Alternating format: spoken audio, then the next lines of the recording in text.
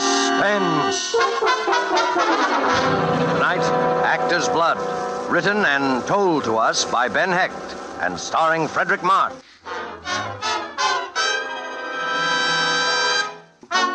Suspense. This is the Man in Black, to raise the curtain on a presentation unique in these weekly half hours of suspense. Tonight from Hollywood bring you a star of the first magnitude, Mr. Fredric March, and in person, one of America's foremost tellers of tales, Mr. Ben Hecht of Broadway and Hollywood, who will appear as actor and narrator in a suspense play dealing with a mysterious death and the twisted passions and loyalties of the world behind the footlights. And so, with Actor's Blood, and with the performance of Fredric March, supported by Ben Hecht, from whom we will hear the narrative in the author's own words, we again hope to keep you in suspense.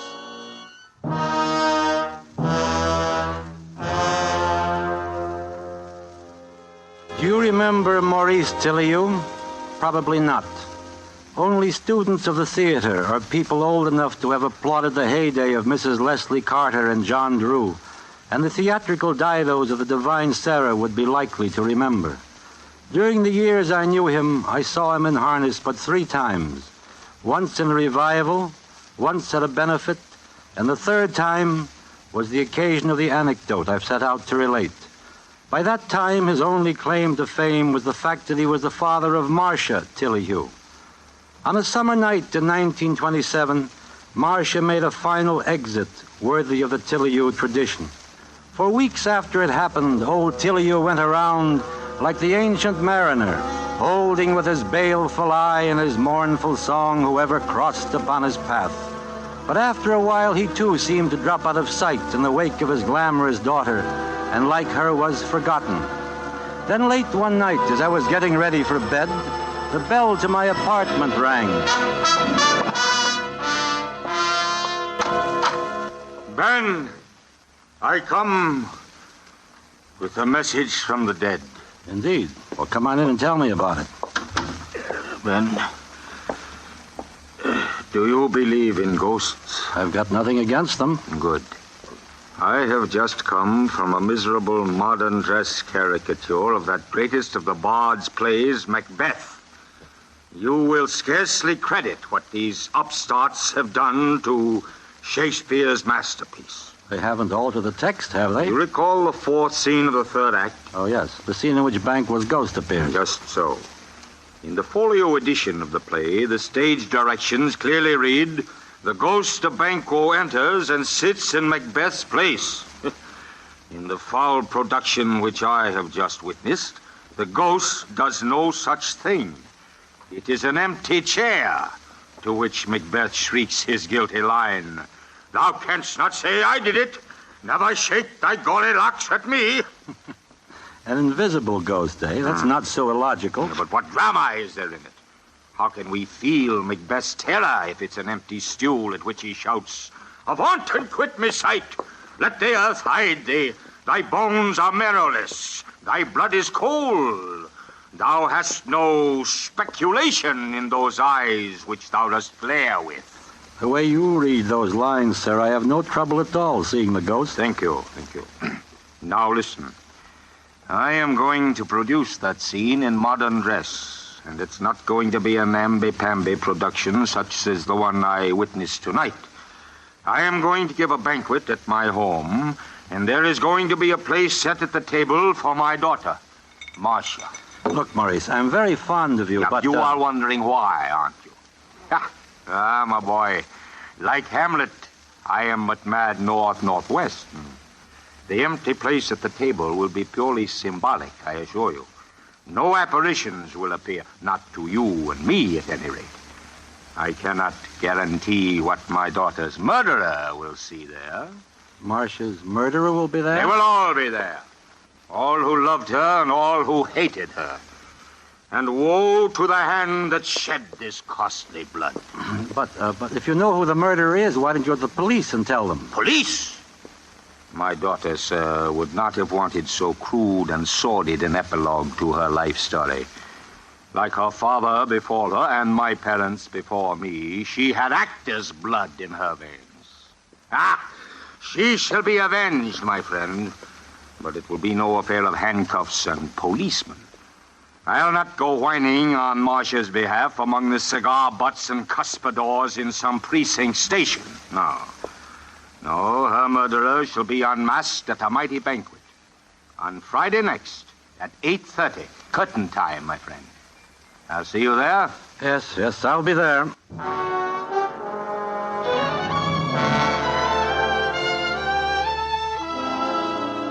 With Ben Hecht in person as the narrator of his own story, and with Fredric March as star, you have heard the prologue to Actor's Blood, tonight's tale of suspense.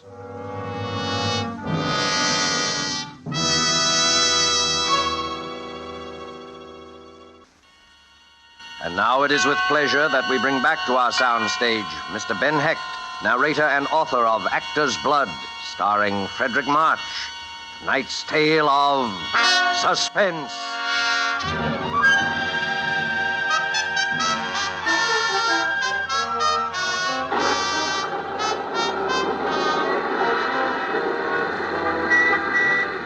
It rained on that Friday night. Thunder rolled in the sky, and the streets were full of that picnic-like confusion which storm brings to the city.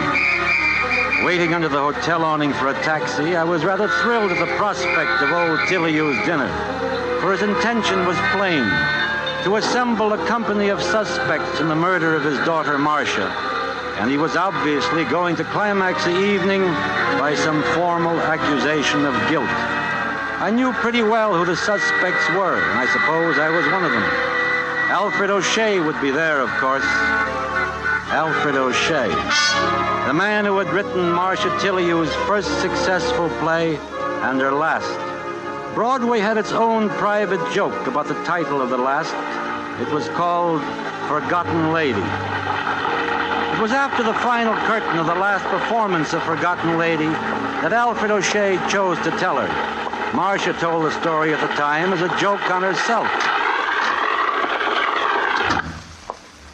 Hello, Marcia. Oh, why, darling, you waited for me in my dressing room like old times. I'm touched, really touched. Look, sweetheart, you're off stage now, so cut the Bernhardt. You know why I'm here.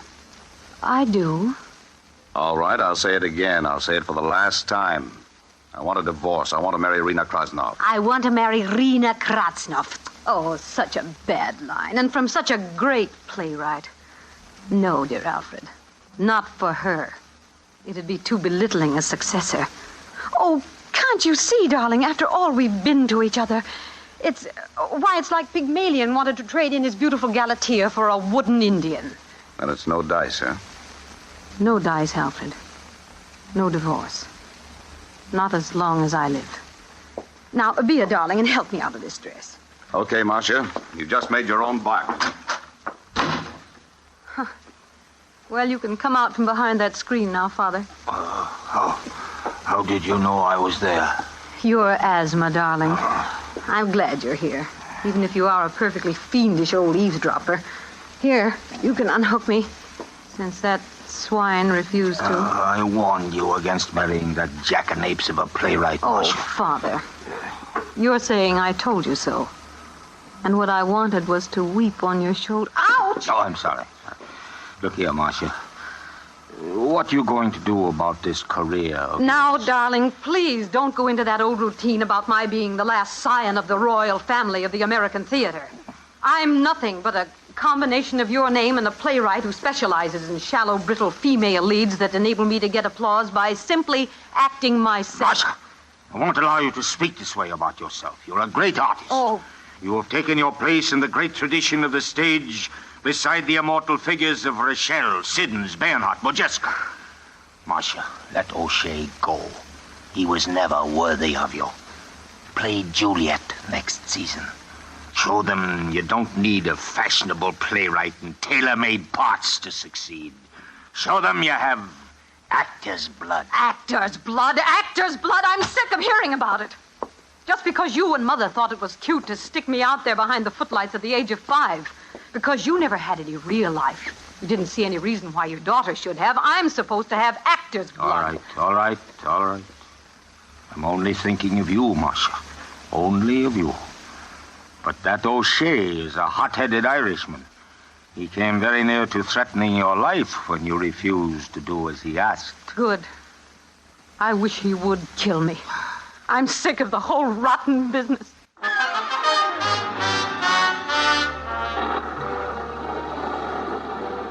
Yes, O'Shea was a suspect. He would be at old Tilleyou's dinner. He would be seated across the table from the empty chair. And would he see a Banquo's ghost of Marcia Tilleyou? But O'Shea would be in a goodly company of suspects. Fritz von Klauber would be there for sure. Fritz von Klauber.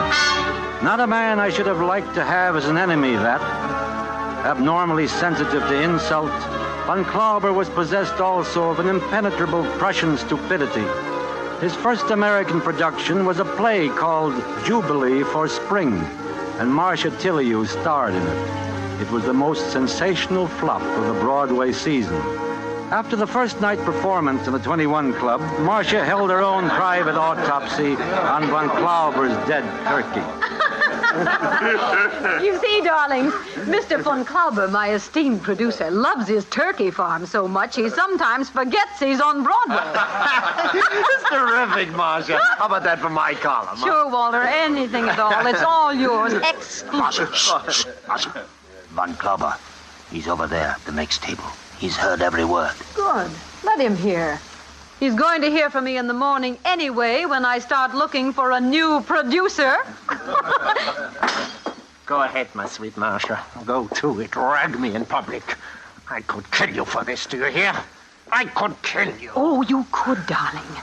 Well, if my beloved husband doesn't do me in as he keeps threatening to do, perhaps I'll ask you to oblige. I may yet be spared the nuisance of doing the job myself. Marcia, I forbid you to talk like this. Sorry, Father. It must be the actor's blood cropping up again.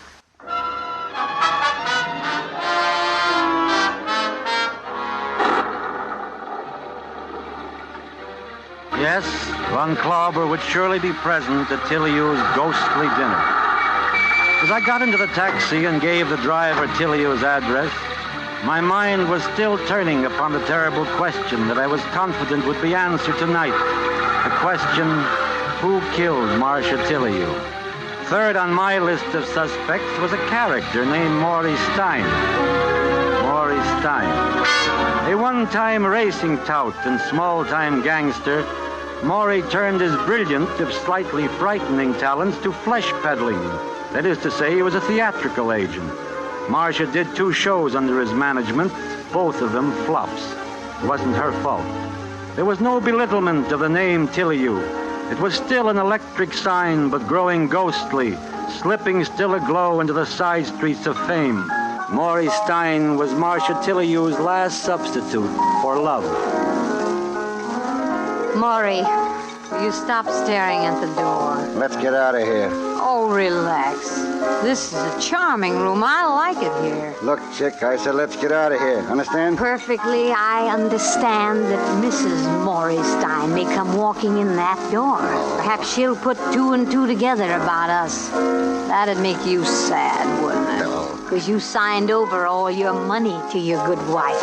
And if she gets any ideas, she may cut you off without a dime. And then where would you... Shut up! You know, I've half a mind... Did you hear what I said? Shut up! You ever so much as a... Oh, pick up your coat. We're gone. Maury, you are a worm. A despicable, slimy little worm. Sister, nobody talks to Maury Stein like that and gets away with it, see? Nobody. There was to be one more opening night in Marcia Tilleyou's career. And, ironically enough, the 3 men she had cause to fear most of all her enemies were doing the honors. O'Shea had written it, von Klauber was the producer, and Maury Stein had put up the money. I arrived backstage at the Broadhurst at 8:20 to find the 3 of them in hysterics. 10 minutes to curtain time and no Marcia. I found old Tilliou sitting in her dressing room, nursing a sprained ankle and very upset. Ben, I'm worried. For the first time, I'm really worried about Marcia. What's the matter? I don't know. We've been calling her hotel since 6 o'clock. She refuses to answer the phone. Ben, go over there. You're the only one she'll listen to. No Tilliou has ever missed a performance, and Marcia, of all people, must not be the first. It's those villains out there who've done this, spreading insidious poison like Iago, tearing at her heart with their fangs until she's afraid to go on. Go, Ben, try to reason with her. Okay, Pop, I'll do my best to bring her back. I trotted the 3 blocks to Marcia's hotel. The clerk at the desk met me with a dead pen. No, Mr. Hecht, Miss Tilliou hasn't come down yet. No key in her box. I took the elevator up. I turned left and walked down the corridor. I knocked on the door. No answer. Tried the knob. The door opened, and then it all added up.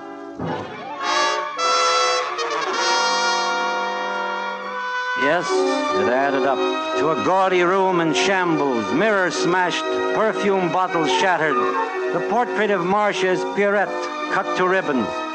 And finally it added up to Marcia herself, cold and white and terribly beautiful, lying there on the bed with 3 round bullet holes in a neat triangle just over the heart.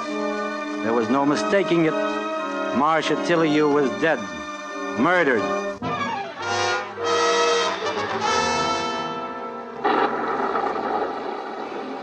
That was the sum total of the addition I was doing in my head as I rode in a taxi the 20 blocks from my hotel to old Tilliou's house on West 84th Street. Maybe I added it up wrong, but I felt sure I hadn't. I was even more certain when I saw old Tilliou standing there at the head of the table to greet the guests he had assembled on the promise of revealing the identity of Marcia's murderer. Promptly at 8:30, he made his entrance. He had brought a stranger into the room with him. Thank you, all of you, for waiting so patiently. I trust you found your mutual company not too tiresome. I should like to introduce my guest of honor.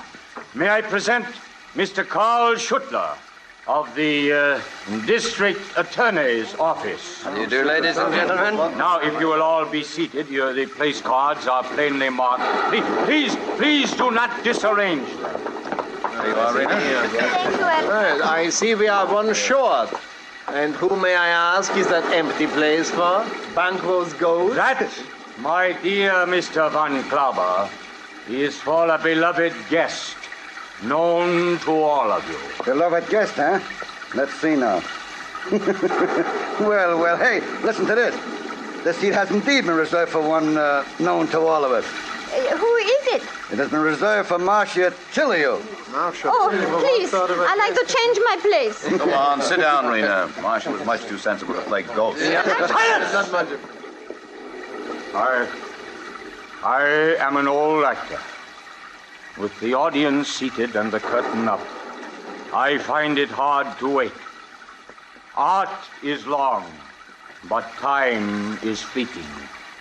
And there is one who bids me speak. Love, hear thou. How desolate the heart is ever calling, ever unanswered, and the dark rain falling then as now. You are wondering if I really believe my daughter Marcia is present in this galaxy of her friends. It may be the wandering wits of an old man, but I see her sitting there, tragic and beautiful, and about her the sound of rain and of sweet bells jangling out of tune. Forgive me. You've not come tonight to hear a doting father spread his miseries before you, but for sterner business, which, from your courtesy, your attentiveness, I feel sure you have guessed. Mr. Schuttler asked me to tell him this matter privately, but I refused. For you were all her friends, her honorable friends, and I wanted you present. Who killed my daughter? Who took her life? There's the question. I have the answer. Yes, Mr. Schuttler, the murderer is here. He sits here, sir, among us now, at my table. Shall I lock the door now, Mr. Tilly? Yes, lock the door. Lock it tight. Leave no chance for escape. It's too late now. No power in heaven or earth can save him. All right, Mr. Tilly, the door is locked. My friends, is this not like a play? Your face is waiting for the name of Iscariot, the Judas. That's it. Clear your throats. Fidget, squirm, look about you. Who knows, eh? The villain may be right beside you. And who knows but that you may be his next victim. Mr. Tilly. I keep my promise, Mr. Schuttler. I have the proofs, all of them, enough to send the murderer from this table to the gallows. The one who killed Marcia is looking at me now. The blood on his hands, the terror in his eyes. I'll tell you his name. His name is... Turn the light down! Everybody! Let me go! A knife! A knife! Oh, my God! He's killing me. He's killing me.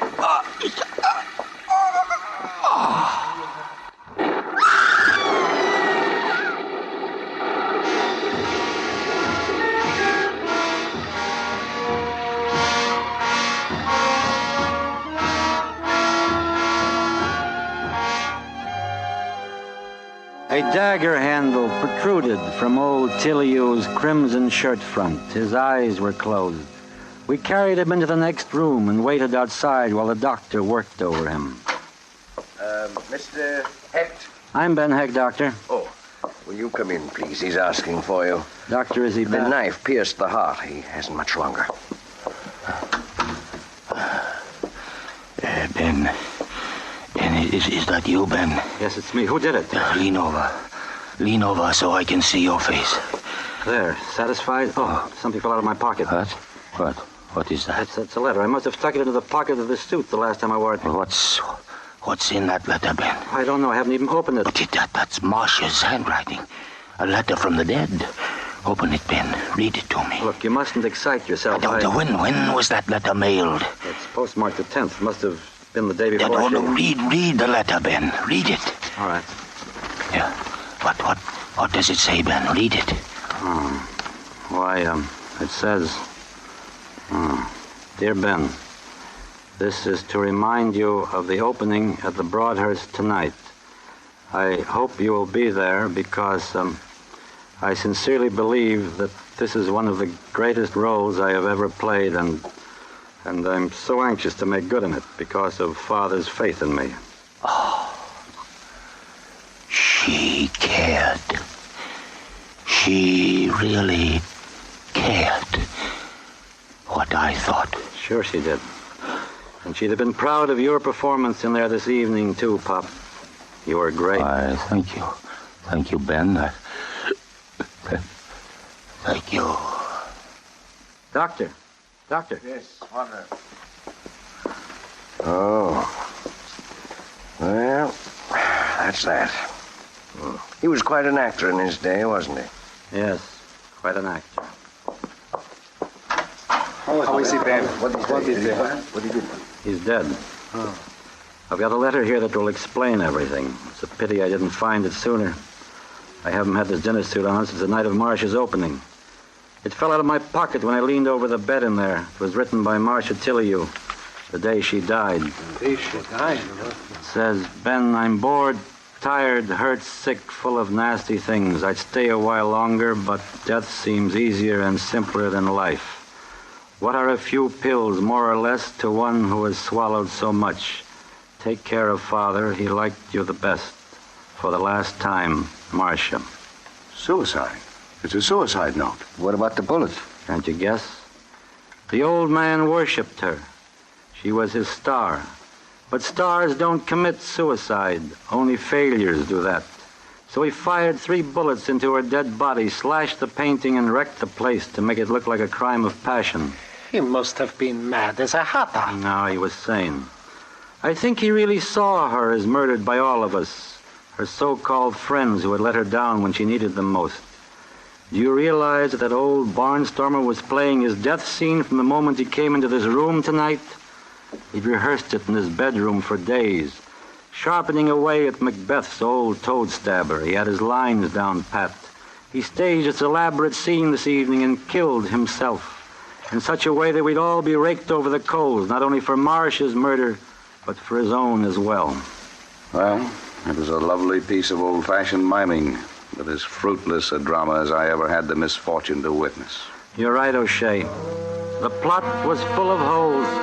We could have helped him a lot with the construction, but it was a great last night.